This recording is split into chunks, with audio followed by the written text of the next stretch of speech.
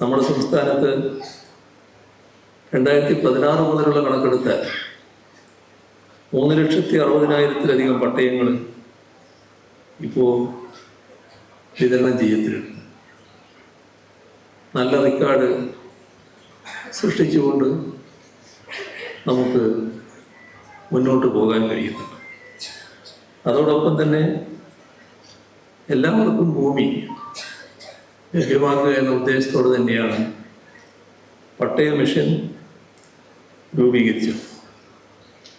അതിൽ തന്നെ ആദിവാസികൾക്ക് ഭൂമി ലഭ്യമാക്കുന്നതിന് നല്ല മുൻഗണന നൽകിയാണ് നാം പ്രവർത്തിച്ചു വരുന്നത്.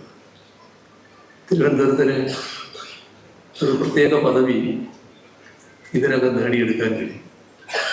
ഭൂരഹിതരായ പട്ടികവർഗക്കാരില്ലാത്ത ആദ്യ ജില്ല എന്ന നില തിരുവനന്തപുരത്തിന് നേടാൻ കഴിഞ്ഞത് ഈ ഇടപെടലിൻ്റെ ഭാഗമായി തന്നെ.